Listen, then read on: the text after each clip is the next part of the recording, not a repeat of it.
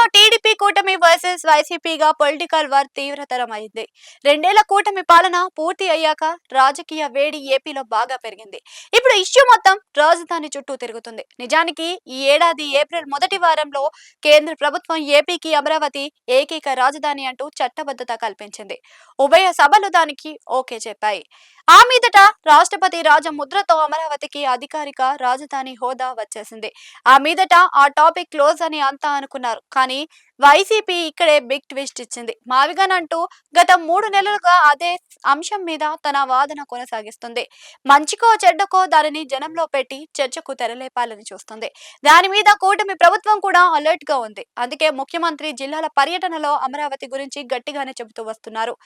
ముఖ్యమంత్రి చంద్రబాబు అయితే అమరావతి రాజధాని అవసరం గురించి చెబుతూ వస్తున్నారు. తాజాగా కడపలో రాయలసీమ స్టీల్ ప్లాంట్ పనుల ప్రారంభం కార్యక్రమంలో చంద్రబాబు జై అమరావతి నినాదంతో జనాలను ఆకట్టుకున్నారు. దానికి జగన్ సొంత జిల్లా కడప కూడా జై అంటూ ప్రతిధ్వనించిన నేపథ్యం ఇప్పుడు రాజకీయంగా హాట్ టాపిక్ అవుతుంది. ఇదిలా ఉంటే జగన్ మీద ఆయన సొంత గడ్డ కడపలోనే చంద్రబాబు ఘాటుగా విమర్శలు చేశారు. జగన్ స్థిరమైన వ్యక్తిత్వం లేకుండా రోజుకో ప్రాంతాన్ని రాజధాని అంటున్నారు అని బాబు ఫైర్ అయ్యారు.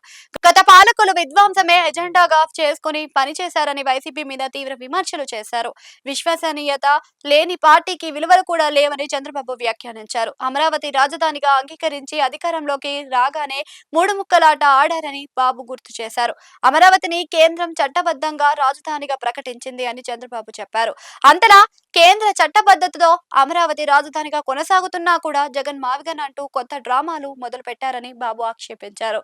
ఆయన మావిగన్ అంటూనే నిన్నటికి నిన్న విజయవాడ అన్నారు. రేపు ఏమంటారో తెలియదని బాబు వ్యాఖ్యానించారు. ప్రజలకు కూటమి ప్రభుత్వం నమ్మకంతో విశ్వాసంతో పాలన అందిస్తుందని బాబు చెప్పారు. అందుకే ఏపీకి పెద్ద ఎత్తున పెట్టుబడులు వస్తున్నాయని బాబు స్పష్టం చేశారు. ఏపీ ప్రజలు జన ఆత్మాభిమానంతో ఆటలు ఆడుకోవద్దని జగన్ కి చంద్రబాబు హితవు పలికారు.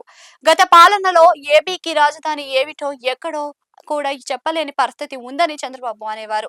3 ముక్కలాటతో రాష్ట్రాన్ని మాత్రమే కాదు ప్రజలను సైతం జగన్ తీవ్రంగా స్పష్టం పరిచారు అనేదే చంద్రబాబు ఆక్షేపించారు. ఇదిలా ఉంటే తాము రాష్ట్ర ప్రజలంతా గర్వంగా కాలరెగరేసి చెప్పుకునేలా అమరావతి రాజధానిని అభివృద్ధి చేస్తామని బాబు గట్టి భరోసా ఇచ్చారు.